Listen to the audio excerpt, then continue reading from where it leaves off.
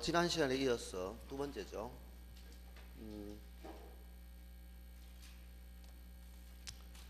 우리 교재 39페이지 보시죠.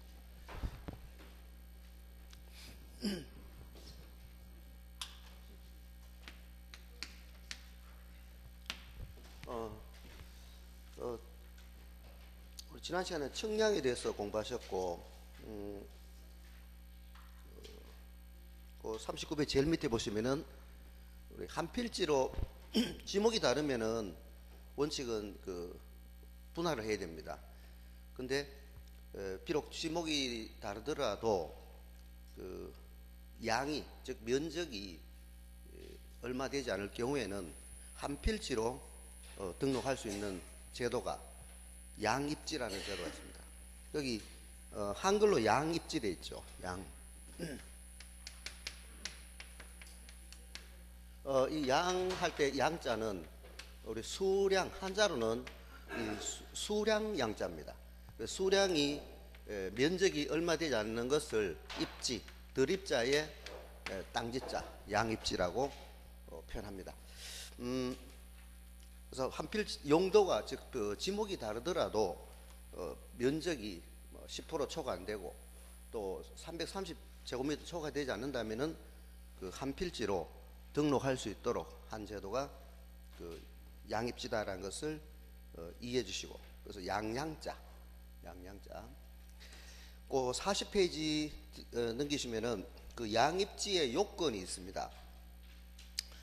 자, 원래 주던 용도의 편의를 위하여 뭐 도로, 국어는 도랑이죠. 이러한 것을 부지는 또 한 필지로 넣을 수 있고, 또 지목이 다르더라도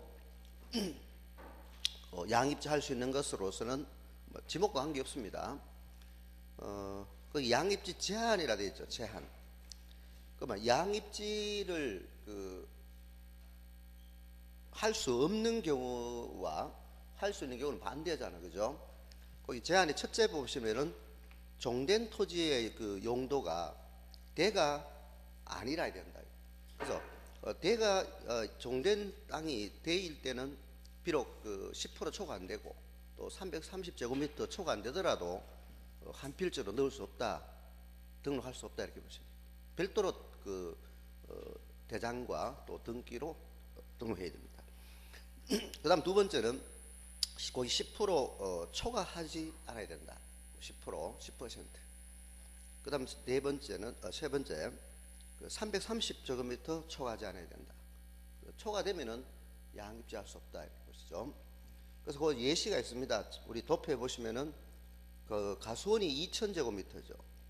가수원이 2000제곱미터인데 대가 100제곱미터라 하더라도 한 필지로 등록할 수가 없습니다. 그 이유는 종된 용도의 지목이 되기 때문에. 그다음 두 번째 예는 답이 3000제곱미터이고 유지가 311대는 이거는 10% 초과되죠, 그죠? 10% 초과되기 때문에 양입지 할 수 없다는 점이죠. 그래서 330 초과는 안 되는데 또 종된 지목이 대가 아니죠. 그렇더라도 10% 초과되기 때문에 안 된다는 예시입니다. 그다음 세 번째는 답이 5000제곱미터고 유지가 350일 때는 역시 330 초과되기 때문에 안 되는 예시로 그 시험에 대비해 놓으시면 됩니다. 자, 그 시험에 자주 출제되니까 별표 3개 해 놓으시고 공부해 놓으셔야 됩니다. 만약에 자, 시험 문제에 4000제곱미터의 과수원이다. 과수원이고 여기에 유지가 있다. 유지는 저수지죠. 못인데, 자, 요게 310제곱미터라면은 이 유지는 지목이 다르기 때문에 한 필지로 따로 등록해야 됩니까? 자, 별도로 등록해야 되겠습니까? 아니면은 한 필지로 등록할 수 있겠습니까? 있죠. 예, 10% 초과 안 되고 또 대가 아니고 330 초과 안 되기 때문에 한 필지로 등록할 수 있다라고 답해야 됩니다. 그렇지만 만약에 이 지목이 이게 유지가 아니고 만약에 대라면은 비록 아까 대가 뭐 310제곱미터라 하더라도 요거는 안 된다는 것을 또 시험에 주의하시면 되고,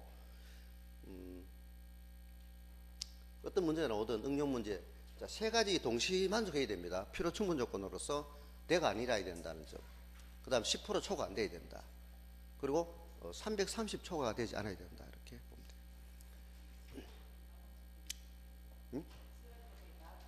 그렇죠. 대가 다 조건이 돼야 되지.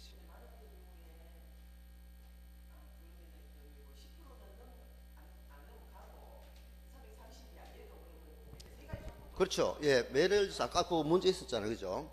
요게 만약에 3,000제곱미터고 3,000제곱미터고 310제곱미터라면은 양입지 안 되죠. 왜냐? 10% 초과되기 때문에. 이해됐습니까? 10% 초과되기 때문에 안 된다.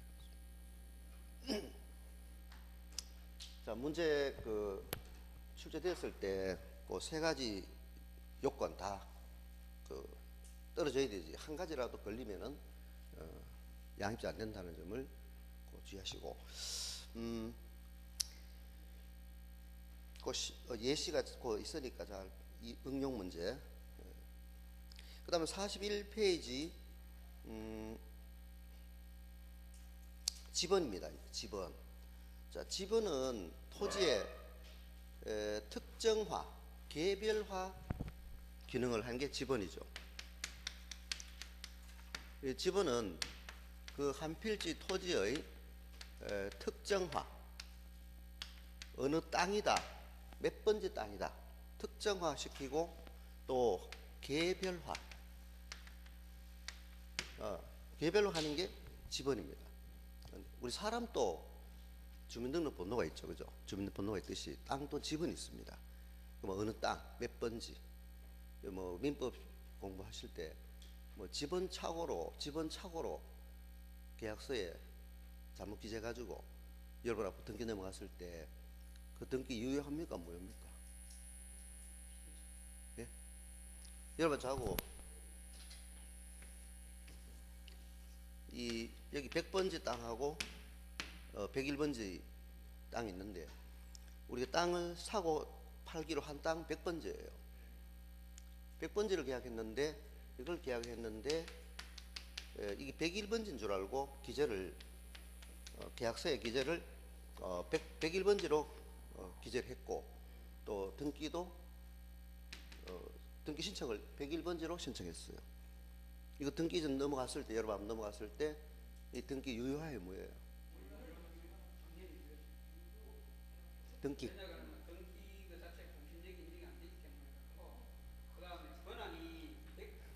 공신력하고는 관계없어요.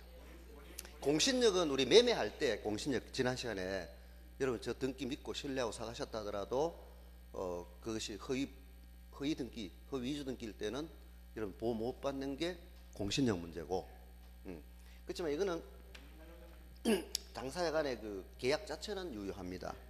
이 계약 자체는 100번지 계약으로 유효하나 그 지번 착오로 잘못 알고 기재했을 때 이거는 이제 여러분 1차 그 민법에서 말하는 5표시 무효 원칙이라는 적용돼. 5표시 무효 원칙.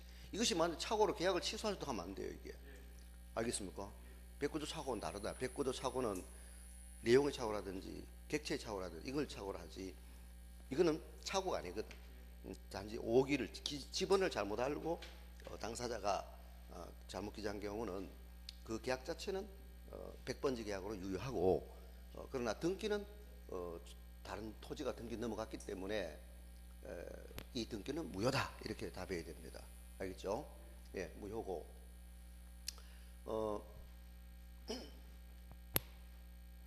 자, 그래서 이 나중에 봅니다. 뭐 등기에 가서 보겠습니다만은 권리의 주체, 요것도 알아놓으시고 등기에 가서 권리의 주체하고 그 다음에 객체, 객체, 그 다음에 권리의 종류, 주체, 객체, 종류 요 세 개가 일치돼야 돼요. 만약 등기 이게 불일치하면은 이게 불일치한다. 이 불일치하는 경우는 사적 계약 자체는 무효가 아니에요. 계약 자체는 유효하지만은 이 등기 자체가 무효다 이렇게 봐야 돼요. 등기가 무효이다. 등기가 무효다라고 말소시켜야 돼요. 여러분 앞으로 이제 등기는 넘어갔는데 아까 말씀드린 대로 객체가 불일치한다. 즉 100번지를 계약했는데 101번지가 여러분 등기 넘어갔기 때문에 합의한 내용 객체하고 등기 넘어간 객체가 불일치하잖아. 그죠? 역시 이것도 말소입니다. 무효고. 그 다음에 이건 객체가 불일치한 거고. 객체가. 땅 객체가. 그 다음에 주체. 자, 그럼 주체는 예를 들어서 여러 가지 하고 계약했는데 매수자가 여러분인데 계약서 상에는 등기는 원장님 명의로 등기 넘어갔어요. 객체는 일치해요. 네? 땅은 100번지 맞는데 등기가 여러분 앞으로 넘어가야 되는데 원장님 명의로 등기가 넘어갔어요. 이거는 주체가 당사자가 합의한 주체, 당사자 매수자하고 등기가 넘어간 등기부상의 주체하고 일치 안 하잖아요. 고로 이 등기도 역시 변경 등기를 해야 되겠습니까? 말소 등기해야 되겠어요. 말소 등기해야 된다. 알겠죠? 주체 변경 등기하는 건 없어요. 주체는 그 말소시켜야 돼요. 나중에 변경 등기. 그러면 변경 등기는 이 세 개가 일치한다는 전제 하에서 이 세 개 어느 하나라도 불일치하지 않고 세 개가 일치한다는 전제 하에서 일부가 그 불일치한 경우는 원시적으로 불일치하면은 처음부터 불일치하게 등기됐다면 즉 예를 들어서 보증금이 그럼 저는 여러분 앞으로 전세권 설정 등기를 하는데 전세권 설정 저희 아파트에 여러분 명의로 전세권 설정 등기를 하는데 여러분 성함으로 계약서 썼고 여러분 성함으로 등기돼야 이 등기가 유효한 등기입니다. 주체 일치했죠? 예? 그다음 객체도 101호 맞고 101호. 그다음에 종류도 전세권 맞아요. 세 개 일치했어요. 주체, 객체, 종류, 권리 종류입니다. 전세권으로 일치됐어요. 근데 보증금이 실제는 보증금이 7천만 원 계약서에는 7천만 원인데 등기부상에는 7,500으로 등기됐어요. 그럼 무슨 등기해야 돼요? 경정 등기를 경정. 처음부터 잘못됐죠. 경정.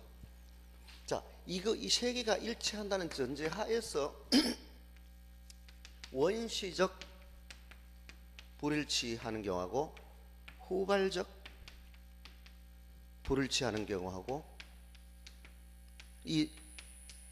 처음부터 잘못 등기된 거 원시적이라고. 그 다음에 처음에는 등기가 바로 됐는데 나중에 일부가 불일치하면은 이건 전부 일부 불일치예요.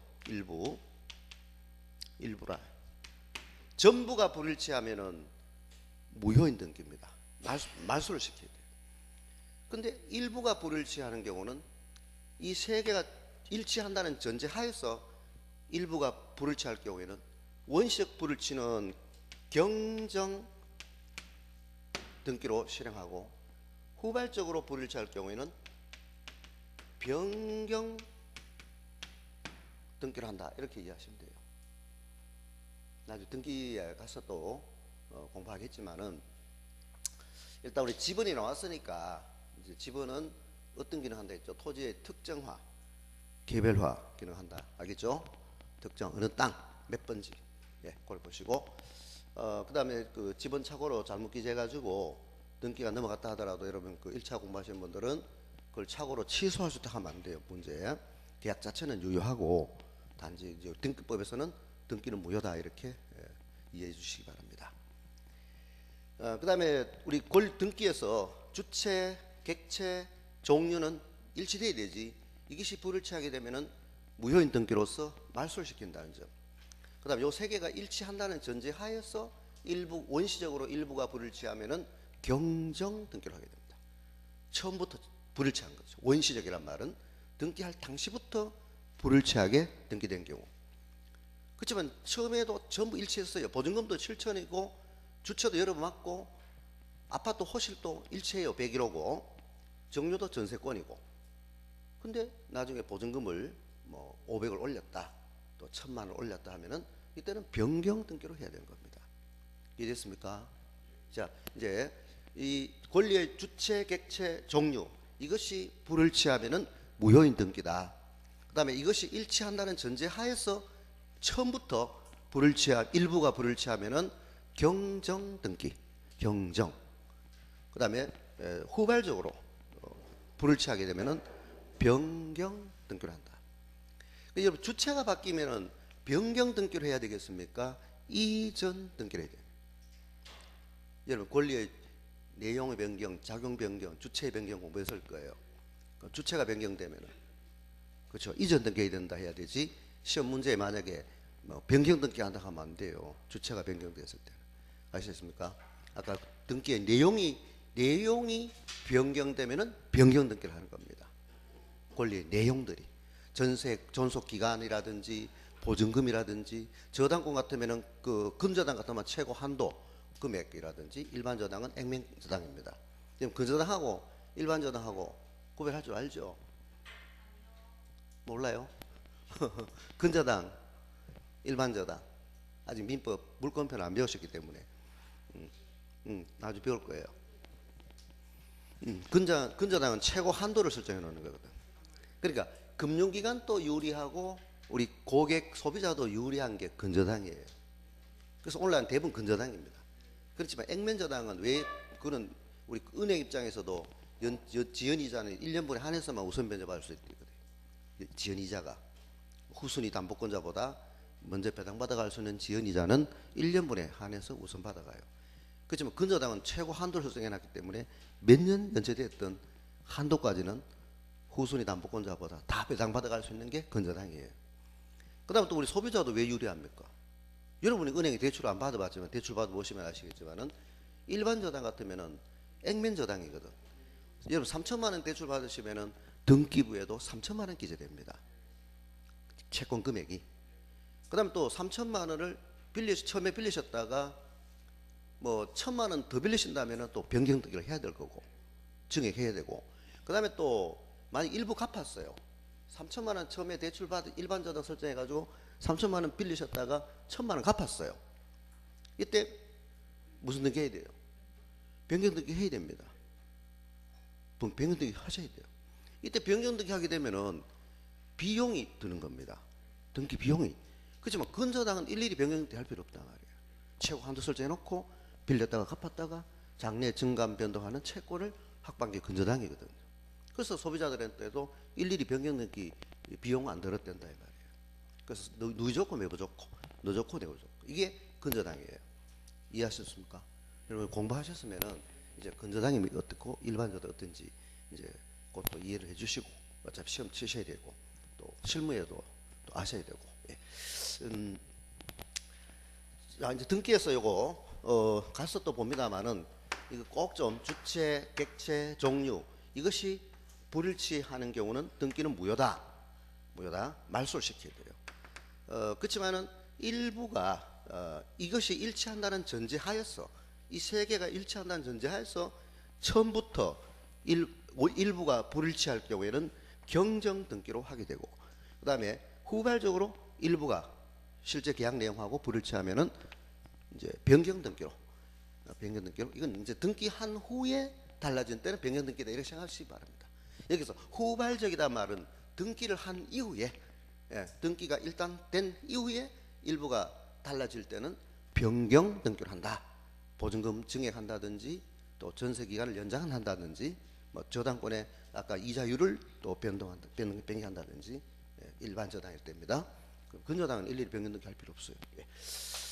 자, 그다음에 자 지번에 대해서 이제 꼭 이해해 주셨고, 뭐 우리나라 지번은 이제 그 예를 들어서 637에 4 이렇게 이제 지번이 있을 때 요 앞에 수를 뭐라 하냐 본번이라 이렇게 본래 본번이고 그다음 뒤에 이게 새끼 번호 붙은 게 부번이다 이렇게. 그다음에 여기 막대기 요거 다 뭐를 읽어요? 다시라고 하는 거예요. 다시라고 읽는다 하면 틀렸죠. 우리 실무에서는 다시라고 해요. 이제 우리 보통 일반인들은 뭐 637을 다시 4 이렇게 읽어요. 그렇지만 시험 문제는 다시라고 읽는다 하면 틀린 지문입니다. 의라고 읽는다. 의. 우리 경상도의 신랑분들이 아내 부를 때 의. 의. 요새 의 했다가는 명예훼손죄로 잘만 고소당할 수 있습니다. 옛날에 법은 가정 대문 안으로 침투하지 말라 했는데 요새는 법이 대문 안뿐만 아니라 침대까지 침투가 있지. 아시겠습니까? 예. 그 의 하면 안 돼요. 요복하든지 뭐 자기약하든지. 자, 의 이렇게. 근데 시험에는 의라고 해야 됩니다. 의. 예. 의 하시고. 그다음에 요걸 이제 복식 집어이다. 요걸 복식 집언이다 이렇게 표현하고 복식. 그다음에 평행식이다라고. 평행 나란히 집언을 기재한다. 근데 이제 다른 나라는 637의 4를 이제 분수식으로 기재하는 나라도 있고 분수식. 그러니까 분수식은 뭐 여러분 분수 아시겠지만은 637의 4 이렇게 요걸 분수식이라 합니다. 분수식. 그다음에 기본식이라고 했는데 기본식. 자, 이제 기본식 기자 이건 무슨 기자입니까? 이거는 기자 뭐 빌어붙을 기자입니다. 기식한다. 기생충 뭐 이렇게. 기생충 할 때 제가 여러분 집에 빌어붙어 살면은 그걸 기식한다 하죠. 기식. 알겠죠? 네. 한자죠. 한자예요. 고로 그러면 우리 기본식 국가는 어떻게 기재하겠어요? 637에 4 이렇게 붙어 있잖아요. 기퉁이에 기생생활 하는 거죠. 기생. 자 이제 기본식 할 때 아 요건 기생충 기자다 이렇게 생각하시면서 빌어붙어 있다. 637에 4. 근데 어떤 나라 영어로 쓰는 나라 637 스몰 a 이렇게 하기도 하고 A 그다음 B 뭐 이런 식으로 나갑니다. 그다음에 자유부번식이라는 나라인데 이 자유부번식 우리나라는 민주공화국의 자유민주국가다. 근데 지번을 붙이는 건 자유식으로 붙인다 하면 안 돼요. 우리나라는 자유부번식이 아니고 평행식이고 또 평행식으로 붙이고 복식 지번이고 또 단식 737 이거는 본번으로만 되어 있는 이거는 본번으로 되어 있는 이거를 단식 지번이다 이렇게 표현합니다. 그럼 우리나라는 단식 지번과 복식 지번 다 쓰고 있고 또 평행식법에 의하여 지번을 기록한다 하면 맞는 지문이 됩니다. 이해됐죠? 자, 우리나라에 해당되는 거는 복식, 단식, 평행식 이렇게 보시면 지번.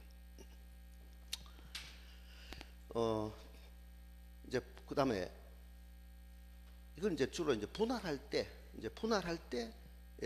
이렇게 하게 됩니다. 처음에는 본번인 637번만 있었을 거 아닙니까? 그죠? 예, 637번만 본번이 있었다가 그다음에 분할하면서 본래 지번 하나 637 놔두고 의 1, 의 2 이렇게 붙여 나가는 거예요. 그렇지만 분수식일 때는 637의 1, 637분의 1, 7분의 2. 그다음 외국은 아까 637의 스몰 a, 스몰 b 뭐 이런 식으로 붙인다. 근데 자유부번식은 637은 사라집니다. 사라지고 없애보고 그 지번 부여 지역의 최종 본번이 있을 거예요. 만약에 유라동의 최끝 번호가 뭐 8700 몇 번이다. 8762번이다 이거예요. 뭐 필지가 뭐 더 되겠지만은 일단 유라동의 제일 최종 지번이 8762지번이라면은 63, 64부터 붙여 나가는 거예요.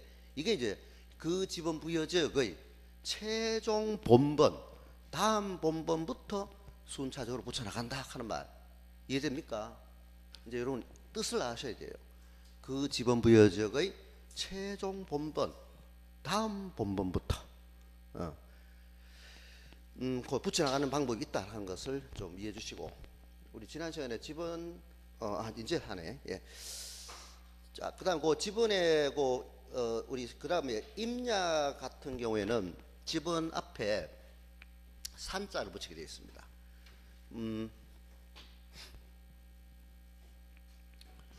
임야도. 그럼 임야 도면에 지목이 임야일 때는 산 27 임 이렇게 지번 앞에 산자를 붙이게 돼요. 근데 이게 만약에 등록 전환이 된다. 임야 도면에 있던 토지를 즉 임야 도면이나 임야 대장에 있던 토지를 토지 대장과 그 지적도로 옮겨 등록하는 걸 등록 전환이다 이렇게 합니다. 등록 전환. 그러니까 용어를 자꾸 이제 익혀야 돼요. 등록 전환 이렇게. 그러면 이때는 그만 집은 저거 따라갑니까? 사라집니까? 안 따라가요. 저건 결번이 돼버려요. 결번. 산 27번지는 결번이 돼버리고 그 집은 그 인접지에 본번에다가 부번 붙이게 되어 있습니다. 등록 전환할 때 뒤에 나옵니다만은 시험에 지번 붙이는 방법은 출제 매년 거의 돼요. 그러니까 좀 꼭 좀 잊으시고. 그래서 이번 지난번에 그거 나왔어요. 그거 제일 밑에 기출 문제 보시면은 그 4번에 보시면 지번은 국토교통부 장관이 시, 군, 구별로 차례대로 부여합니까? 지번 어떻게 붙여요? 지번 부여지 여기.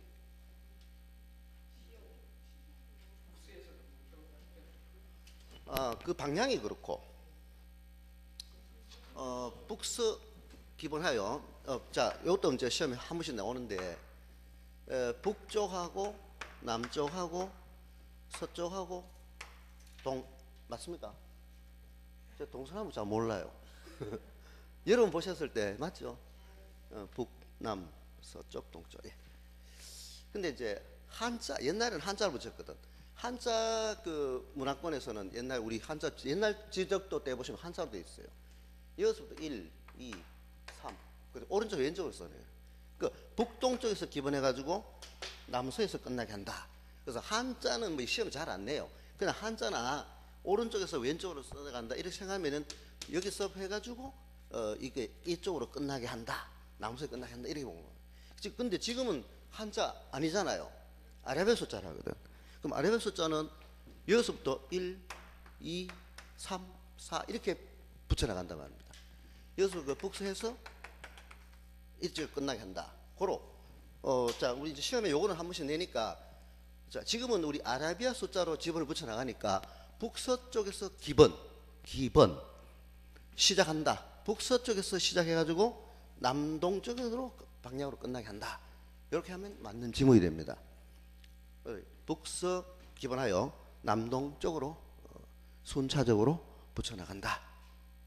너무 어렵게 생각하지 마십시오. 그냥 십자를 동상 표시해가지고 이게 북서 아니면 북서. 예. 북서쪽 여기 있어. 근데 혹시 뭐 한자는 북동에서 시작한다 하면 맞고 그건 잘 안 내는데 혹시나 또 이상한 교수들이 출제 들어가면은 여러분이 떨어뜨리려고 이상한 거네요. 이것도 봐요. 근데 지번 붙이는 우리 지난 시간에 지번 부여 지역은 행정 리동이냐 법정 리동이냐? 예, 법정 리동이에요. 법정 독립니다. 그 법정 독립, 예, 법정 독립이라 해야 정답이 돼요. 법정 독립이지 행정 독립이다 하면은 틀린 질문. 이게 이제 출제되었잖아요, 이번에 그죠? 제가 지난 시험에 지난 강의할 때 강조를 많이 했거든. 또 출제됐어요. 그러니까 법정 독립으로 한다 해야 되지 행정 독립으로 부여한다 하면 틀렸습니다. 그럼 법정 독립은 어떤 게고 행정 독립은 어떤 거냐? 예? 알아요? 그리고 법정 독립은 그냥 율하동 627번지 이렇게 붙이는 거예요. 율하동 627. 그 다음에 양촌리 756번지 이렇게 붙이는 거죠. 그렇지만은 유라 1동 217번지 맞아 틀려요. 틀렸다. 만 시험 문제에 우리나라 지원 부여하는 방법은 유라 1동에 있는 토지라면은 유라 1동 217번지로 기재한다. 아마 이거 하지 마요. 유라 1동에 627번지가 자 유라동 627번지인데 이게 유라 1동이 있다고 가정했을 때 유라 1동 627번지로 기재한다. X 알겠죠? 유라 1동 627이 아니라 뭐죠? 그냥 유라동 627번 이렇게 기재한다는 거예요. 네, 문제 그 함정에 넘어가면 안 됩니다. 그 다음에 양촌리도 이거는 이제 시골은 리거든요. 시골은 리인데 이것도 양촌 3리 시골도 동네 크면 1, 2, 1, 2, 3리 나갑니다. 알겠습니까? 시골 출신 아니신 분들은 시골 잘 모르시잖아요. 시골 이 동네 양촌리에서 제일 어른이 누구예요? 이장입니까? 회장입니까? 이장님이죠. 옛날에 양촌리 그 최보람 예, 그 전원을 이해할 때 그 회장님인데 지금 이장님이에요. 그 양촌 3리 만약에 756번지다 하면은 안 된다 이 말입니다. 그죠? 그게 양촌리 몇 번지지 양촌 1, 2, 1, 2, 3리 이렇게 하면 틀린 지문이다. 이렇게 이해하시고 그리고 이것도 시군구에 틀렸어요. 이게 틀렸지고 법정 리동별로 부여한다 이렇게 보여줘요. 예. 우리 책에는 거기 해설에 거기 보시면은 지번 부여를 하는 단위 지역으로서는 동리 또는 이에 준하는 지역을 말하는데 동리인데 이 동리도 행정 동리가 아니라 법정 동리다 이렇게 써놓기 바랍니다. 그러니까 시험에 만약에 행정 동리를 하면 역시 틀린 지문입니다. 이해됐습니까? 법정 동리. 그래서 행정 동리는 그냥 행정 편의상 1동, 2동, 3동, 1, 2, 1, 2, 3리 이렇게 주민센터에서 나누는 거고 그렇지만은 우리 지번을 붙일 때는 그냥 유라동 몇 번지, 그다음 양촌리 몇 번지 이렇게 붙인다. 꼭 주의하시기 바랍니다. 나중에 또 교수들이 문제 낼 때 뭐 아까 뭐 예를 든 대로 유라동 뭐 유라 1동에 있는 627번지는 지번 부여할 때 유라 1동 627로 기록한다 하면 틀린 지문입니다. 그거 꼭 주의하시기. 자, 그다음에 그리고 아까 또 우리 지번 아까 주의하실 거는 임야도에 있는 토지일 경우에는 지번 앞에 산자를 붙이게 되고 근데 임야도와 임야대장에 있던 토지를 지적도로 그다음 토지대장으로 옮겨 등록하는 경우를 등록 전환. 그러면 이때 등록 전환할 때는 그 산 27번지 지번은 결번이 된다는 점. 결번되고 그다음에 지적도로 들어갔을 때 그러면은 아까 산 형질 변경 안 하고 산을 그대로 원형 그대로 있는 상태에서 지적도로 들어갈 때 지목은 그대로 임야입니다. 행질 변경 안 되니까. 알겠습니까? 그다음에 지번 앞에 산자 붙어 안 붙어? 안 붙어요. 지적도로 들어갈 때는 설사 지목이 임야라 하더라도 지번 앞에 산자를 안 붙입니다. 붙인다 하면 안 돼. 만약 시험에 등록 전환될 경우에 그 산 형질 변경 수반하지 않고 그대로 등록 전환 시 지목이 그대로 임야일 경우에는 지번 앞에 산자를 붙인다. 틀린 지목입니다. 임야도에 있을 때는 지번 앞에 산자를 붙였지만 지적도로 들어갈 때는 산자가 안 붙는다는 것도 여러분 이해해 주시고 됐습니다. 그거. 자, 그 다음에 44페이지 넘겨주시죠. 44페이지 넘겨주시면은 이제 지번이 없어지는 경우를 뭘 하죠? 한자로 결번. 이때 지번이 없어지면은 그 결번 대장을 작성해서 30년 보존합니까? 영구 보존하는. 영구히 보존. 거기 갈로 3번에 밑에서 셋째 줄에 영구히 보존하여야 한다. 그거 주죠. 44페이지 제일 밑에서 셋째 줄에 밑에서 셋째 줄에 영구히 보존해야 된다. 요걸 시험에는 뭐 몇 년 보존한다 이런 식으로 내버려요. 영구 보존한다. 여러분 소유권은 소멸시효에 걸려야 안 걸려요? 소유권은 영원하죠. 소유권은. 근데 여러분 재산은 영원합니까? 안 가죠. 부자 3대 안 가고 가령 3대 안 간다 하는 말이 옛말이 맞아요. 그렇더라고. 대부분 보이 그렇더라고. 예. 근데 여러분 재산은 영원하지 않지만은 그러나 우리 소유권 자체는 영원하다. 항구성 소멸시효 안 걸리죠, 그죠? 예. 일단 뭐 그러면 근데 소유권에 관련된 우리 공부들은 영구 보존한다 이렇게 생각하시라고 제가 말씀드린 거예요. 나 등기에 가서도 영구 보존해야 되는 장부인지 또 10년만 보존하는지 5년만 보존하는지 또 이걸 시험에 또 묻는 문제가 한 번씩 냅니다. 교수들 자기는 모르면서. 교수님들은 몰라요. 그렇죠. 출제위원들 자기도 모르면서 출제하거든. 또 사법고시 같은 옛날에는 자기 문제 내놓고 근데 다 못 찾겠다 그러시는 분도 있는데, 예, 일단 뭐 교수님들은 다 외우지 못하시니까 일단 뭐 여러분들은 시험 문제 경쟁 시험이다 보니까 숫자를 많이 또 내는 분이 있거든요. 예, 그래서 혹시나 나중에 뭐 무조건 다 외우지 마시고 요 공부는 소유권에 관련된 요거는 영구 보조이고 뭐 그렇지만은 단순한 서류 같은 거는 1년이라든지 뭐 5년만 보존하고 폐기 처분한다. 그럼 여기서 지분 이거는 소유권에 관련된 거기 때문에 영구 보존하는 걸로 기억하시다. 자, 그다음에 또 시험에 주의하실 거는 거기 결번이 발생하지 않는 경우 그거 별표해 놓으시고 그러면 결번이 발생하는 경우가 더 많잖아, 그죠? 지번이 사라진 토지 이동이 있으면은 지번이 사라지거든요. 없어져요. 근데 시험 대비하실 때는 결번이 생기지 않는 경우만 공부해 놓으시면 됩니다.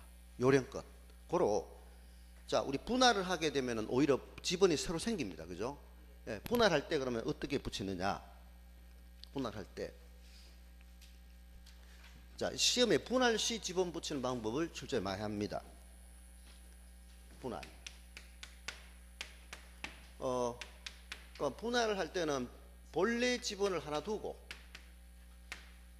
본래의 지번을 한 필지는 본래의 지번을 부여하고 나머지는 그 본번의 최종 부분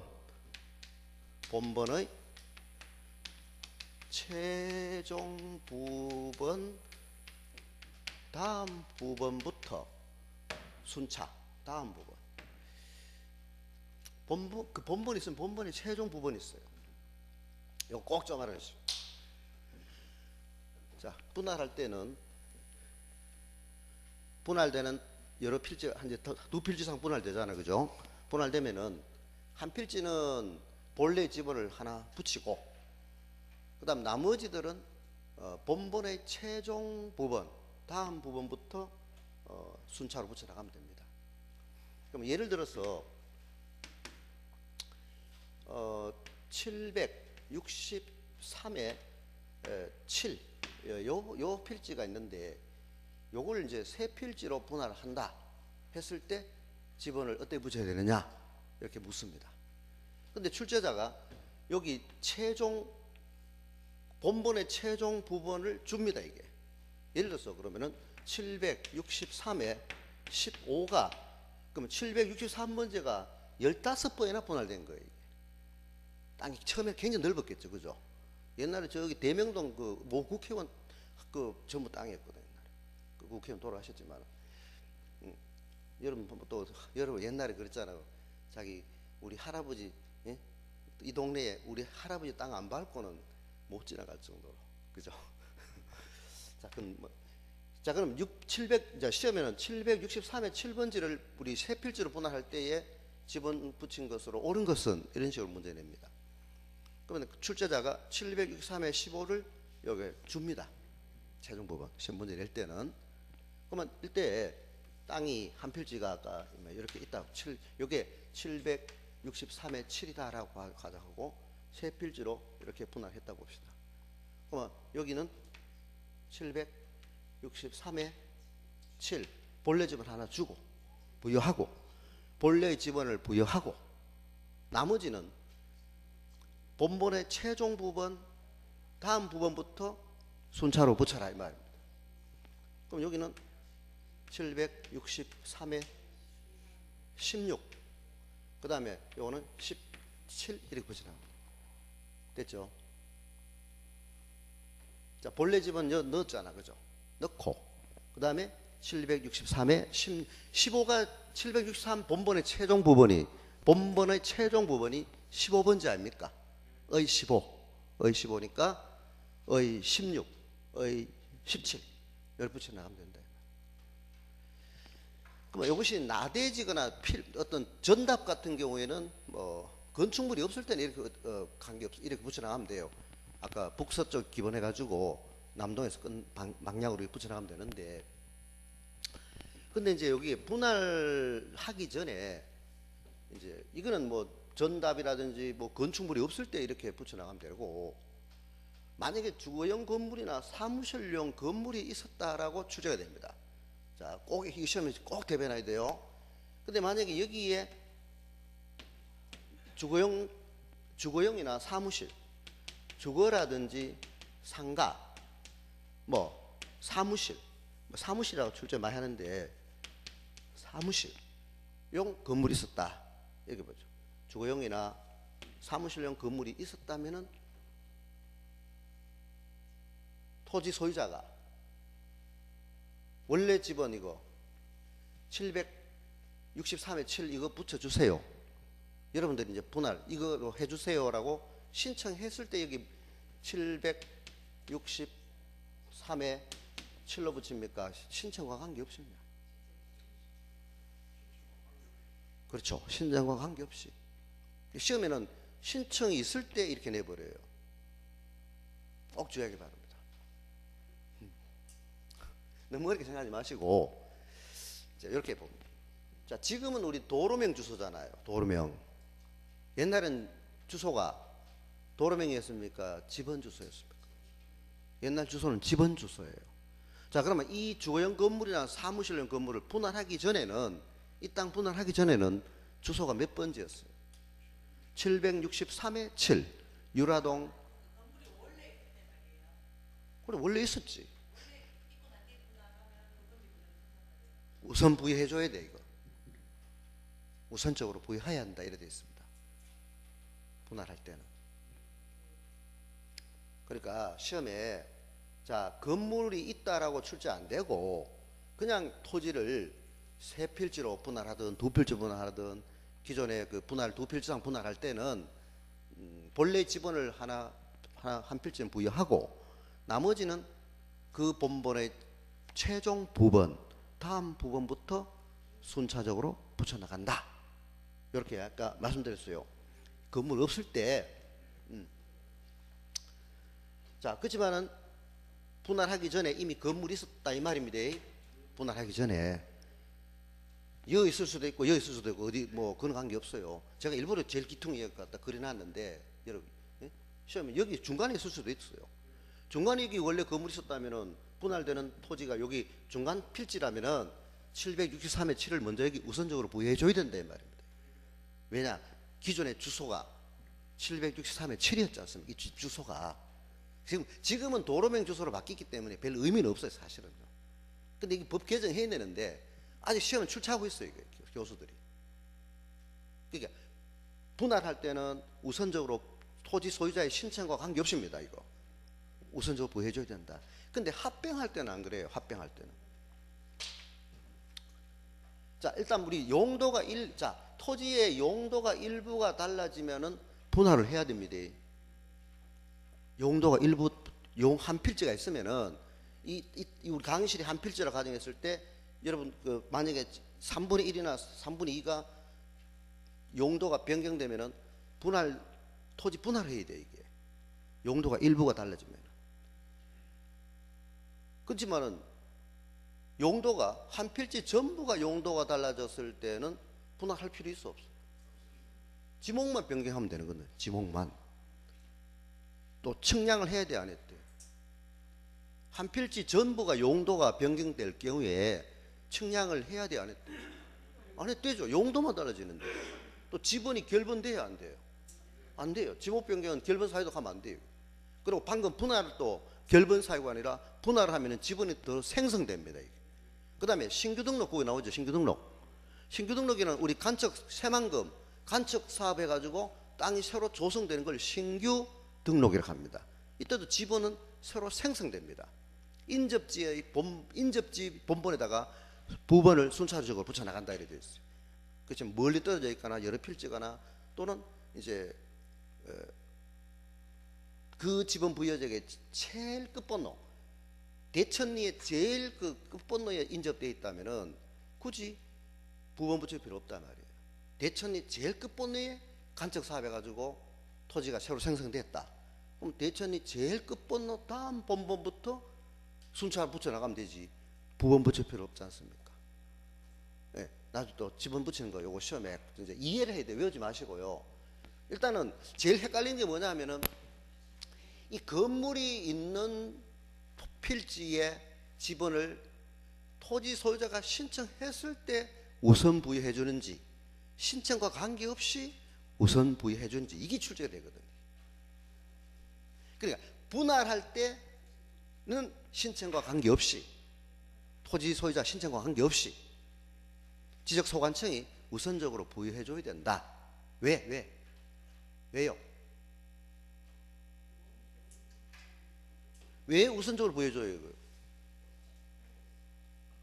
방금 설명드렸는데 이해가 안 되셨네요. 우편물 그래. 우편물 주소가 옛날 주소 그대로 해주기 위해서다 이 말입니다. 이해됐습니까 이제? 그렇지만 도로명 주소로 바뀌고는 의미는 없다 제가 말씀드렸잖아요. 그렇지만 아직 법원에는 그대로 있으니까 왜 시험에 토지 분할했을 때 건물이 주거용 건물이나 사무실용 건물이 있는 필지에다가 본래 지번을 우선적으로 부여해 주는지 그 의미를 이해하시면은 답을 체크할 수 있다 이 말입니다. 근데 이제 이거는 앞으로는 법 개정하면 이제 없을 수도 있겠죠. 도로명 주소로 바뀌어 버렸으니까. 그렇지만은 일단은 시험에는 우선적으로 부여해야 한다. 신청과 관계없이. 근데 이제 요 말 요거 꼭 좀 알아놓으시고 이거 본번의 최종 부분 다음 부분부터 순차를 붙인다 이렇게 보시고, 자 그다음에 그 결번 사유가 아닌 거는 분할, 신규 등록, 지목 변경 세 개 꼭 좀 이해해 주시고 외우지 마시고, 그다음에 우리 측량을 안 해도 되는 경우 언제였어요? 지난 시간에 지적 측량 안 해, 면적 측량 안 해도 되는 경우. 자 면적 측량을 안 해도 되는 경우 합병 시험 대비해놔야 돼요. 합병, 방금 지목 변경, 또 지번 변경은 지번 변경. 예, 지번 변경도 측량할 필요 없죠, 그죠? 합병, 지목 변경, 지번 변경 측량할 필요 없다. 이걸 이제 교수들이 문제 낼 때는 뭐 여러분들 이제 혼동되게 하려고 이제 뭐 측량을 해가지고 뭐 등록해야 된다 이런 식으로 말을 틀리게 해요. 그러니까 여러분 꼭 좀 지번 변경, 지목 변경, 합병 이거는 이건 더하면 되고 이건 용도만 달라지는 거고. 그 다음에 그렇지만 분할할 때는 분할 측량해야 되고요. 토지가 일부 또 그리고 토지 한 필지 일부가 해매나 바닷물에 잠겼을 때도 측량을 해야 됩니다. 일부가 바닷물에 잠겼을 때는. 그지만 한 필지 다 물에 잠겨 볼 때는 측량할 필요 없잖아요, 그죠? 말씀하시면 되고. 자, 그 다음에 이거는 아예 측량 자체를 할 필요 없는 경우고, 이거 면적 측량 안 해도 되고, 그리고 또 우리 면적 측량 안 해도 되는 경우 지적 측량 중에서 경계 복원 측량하고 지적 현황 측량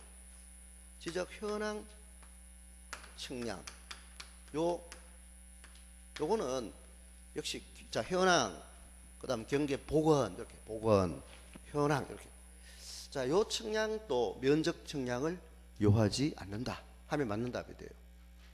측량은 하잖아. 요거는 위에 세 개는 아예 측량 자체를 할 필요 없죠. 그죠? 그렇잖아요. 그죠? 위에 세 개는 합병, 지목 변경, 지번 변경, 이거는 응? 용도만 달라지고 지번만 달라지고 더하면 되니까 측량 자체를 할 필요 없어요. 그렇지만은 경계 복원, 지상 도면상 경계를 지상에 복원할 때 복원 측량, 그다음에 담장과 건물 간의 지적 현황 측량, 거리라든지 이런 측량들은 거리 측량하기 때문에 면적을 낼 필요 없다. 거리는 몇 미터, 몇 킬로미터 이 거리 아닙니까? 그죠? 그리고 면적은 뭐예요? 면적은 단위가 뭐예요? 제곱미터가 면적이에요. 부피는 뭐예요? 단위가. 부피 단위가 뭐예요? 초등학교 유치원에 안 나왔어요? 세제곱미터 이게 부피예요. 부피. 근데 앞으로는 지금은 우리는 수평지적입니까? 입체지적입니까? 입체 아니죠. 우리나라는 아직. 입체는 연구 개발 중이에요. 근데 공간 정보 부처이 관리하는 법률이 공간, 지하 공간, 지상 공간 앞으로는 이제 입체적으로 이제 연구 개발 중입니다. 도면을 그리려고. 그런데 아직까지는 우리나라는 수평지적입니다.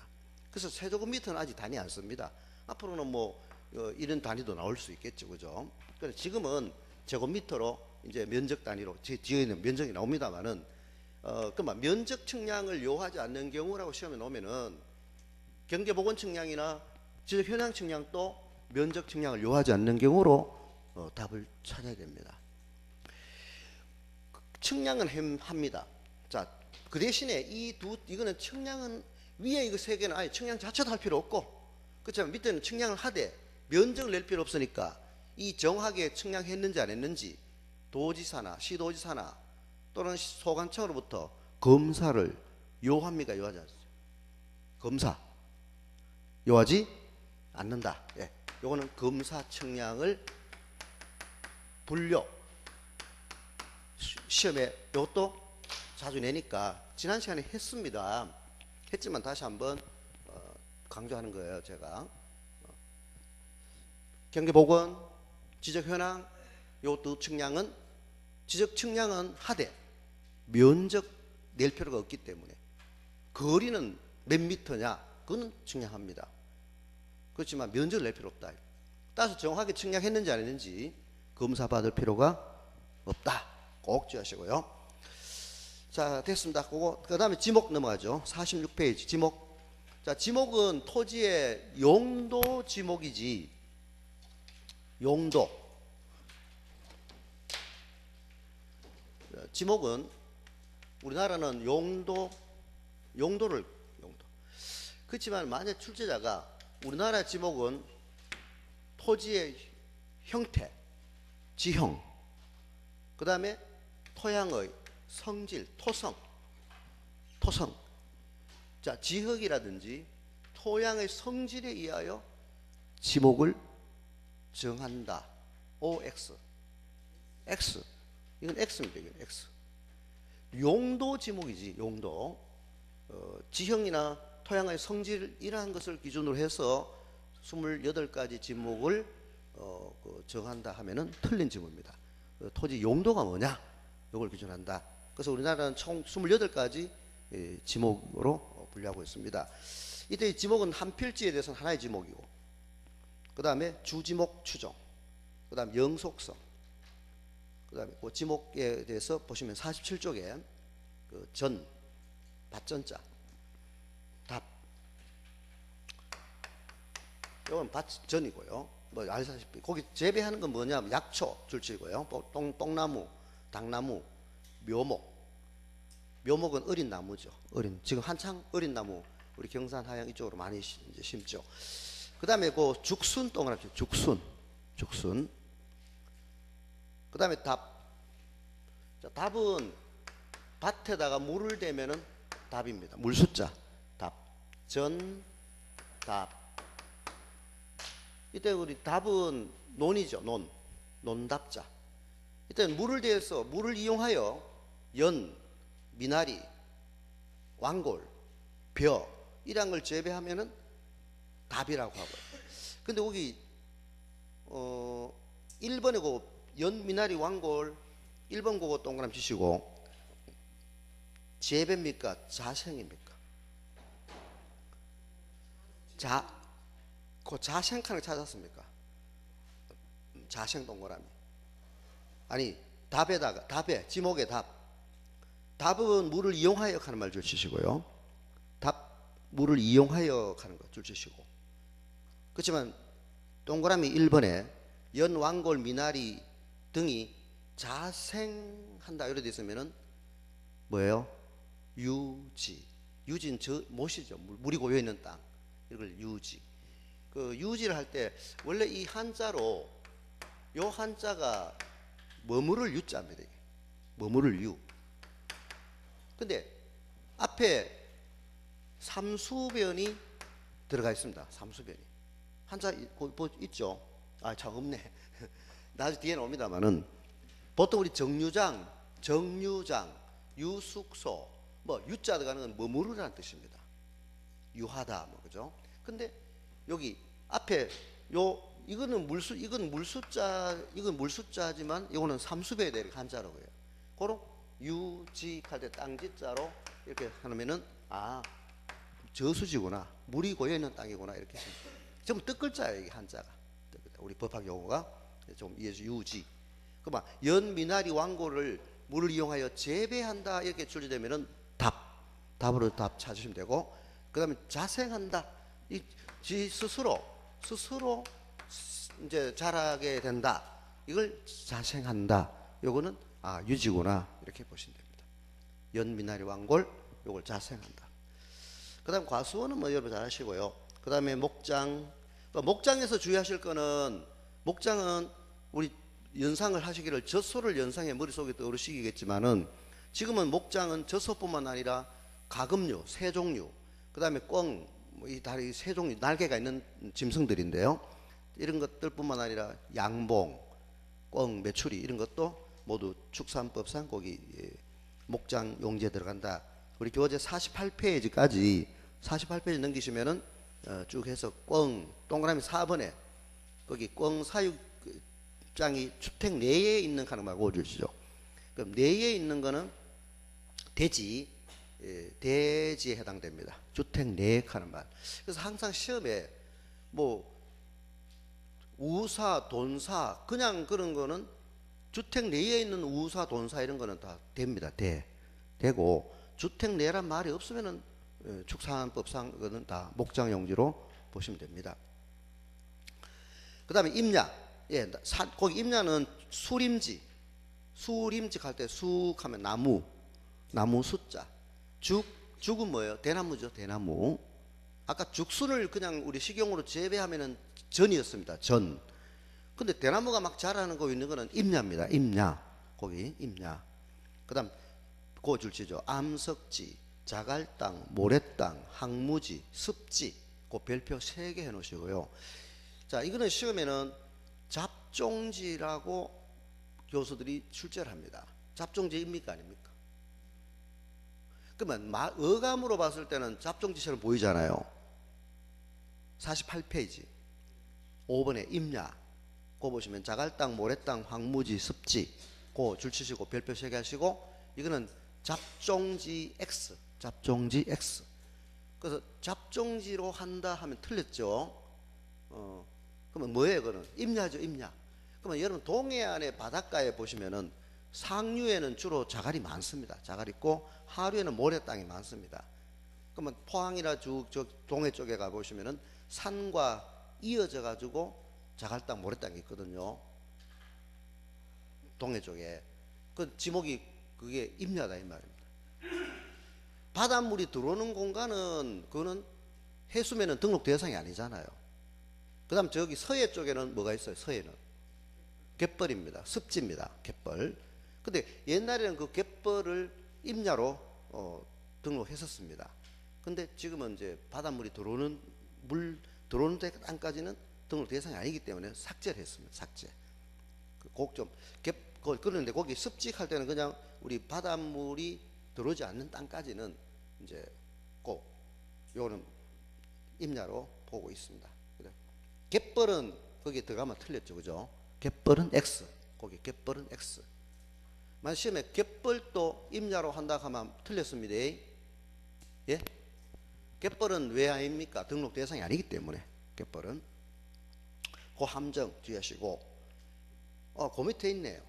그 4번 그 동그라미.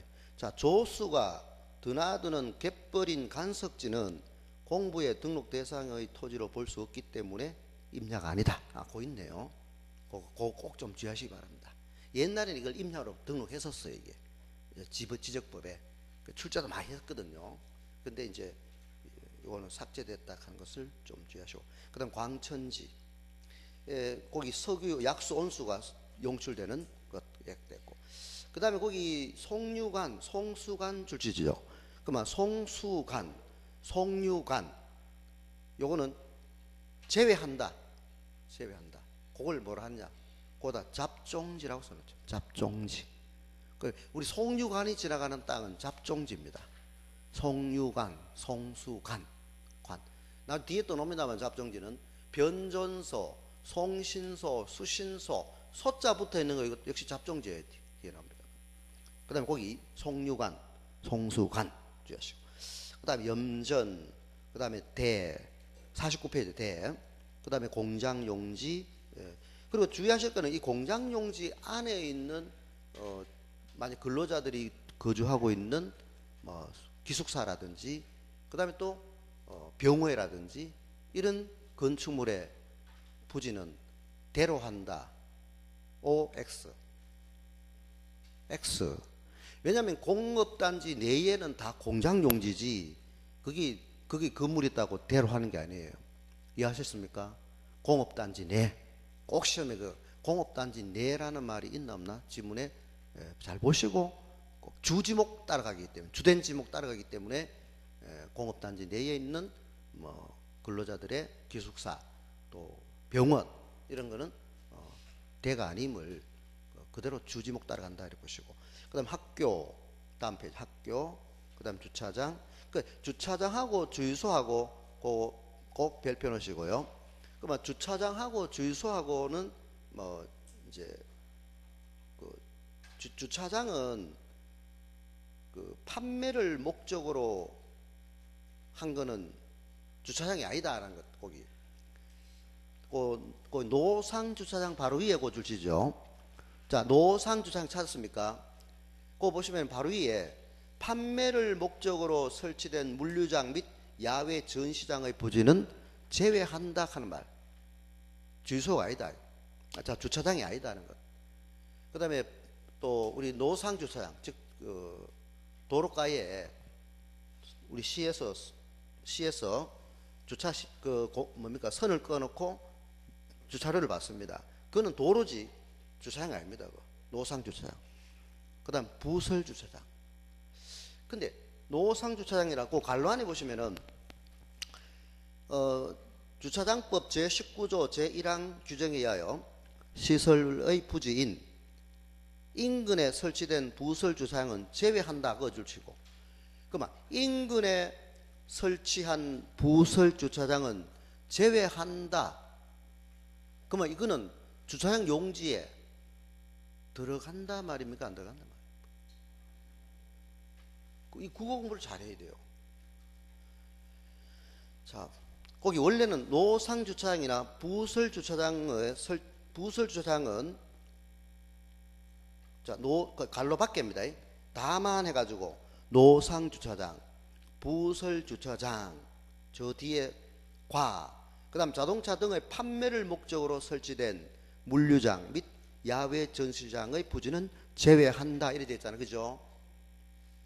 그러면 거기 노상 주차장이나 및 부설 주차장은 주차장 용지이다 아니다? 아니다 이 말입니다. 아니다. 그 다음에 갈로 안에 제외한다고 조그만 글씨로, 그거는 주차장 용지에 들어가야 안 들어가요? 들어가죠. 그죠? 그 인근 동그라미죠. 인근. 그러니까 갈로 안에 제외한다 하는 말하고 갈로 밖에 제외한다 하는 말 헷갈리면 안 돼요. 주차장 용지의 말입니다. 그 주차장 용지에 그 보시면은 노상 주차장 및 부설 주차장은 주차장 용지에 해당 안 된다는 겁니다. 그렇지만 갈로 안에 주차장법 제19조 그 4항의 규정에 의하여 시설물의 부지 인근 하는 말. 인근 동그라미. 그 인근에 설치되어 있는 부설 주차장은 제외한다. 이렇게 되어 있는 말은 주차장 용지에 해당된다. 이 말입니다. 주차장 용지에 해당된다. 자, 그러면 이건 이제 제가 그림으로 하나 요거 하고 좀 쉽게요. 그러면 여기에 경대병원이 있고, 경대병원, 그 다음에 뭐 대학교, 여기에 부설 주차장, 여기에 부설 주차장 있다면은 이거는 지목이 주차장 용지입니까? 대입니까? 네? 대. 그렇죠? 경대병원이 되니까 이것도 대다 이 말입니다. 지목이. 주차장 용지로 하면 안 돼요, 이거. 그 다음에 아까 도로에 있는 노상주차장. 노상주차장은 역시 도로잖아. 그죠? 노상주차장도 이건 도로입니다. 도로에 있는 거. 노상카는 길로자잖아. 길로자. 도로입니다. 노상주차장. 자, 방금 그냥 노상주차장. 이거는 지목이 도로. 이건 도로다. 도로고. 그 다음에 부설주차장. 부설주차장 할 때는 주지목 따라간다. 이거는 주지목 따라간다. 이게 이 주차장은 어디에 있느냐? 이거는 주된 지목 따라간다. 주된 지목에 이름 붙여야 됩니다. 그리고 경대 안에 경북대학교 무슨 대학교 안에 영남대학 안에 부설주차장. 그건 주차장 용지로 한다고 하면 틀린 지목입니다. 그거는 주된 지목 따라간다. 학교 용지고 또 대고 이랬지. 이 대학교는 학교 용지잖아. 그죠? 일단 뭐 경북대학교 내에 있는 부설 주차장, 또 무슨 학교 안에 있는 부설 주차장 이렇게 출제되었을 때는 주된 지목에 의해서 따라가야 된다. 이렇게 보시고. 자, 근데 요거 이해됐죠? 자, 그렇지만은 인근에 있는 경북대학교 좁아가지고 경대병원이 좁았다. 학교가 좁아가지고 인근에 부설 주차장을 설치해놨다면 그거는 뭐예요? 주차장 용지다 이 말입니다. 주차장 용지다. 그래서 항상 우리 인근이냐 내냐 밖이냐 밖이라 해도 맞는 질문이 되고, 요거 하고 시간이 조금 쉬었다 할까요? 예, 너무 기름 또 지루하시니까 이 지목이건 매년 한 2문제 이상 나오니까 꼭 좀 고민해 봅시다.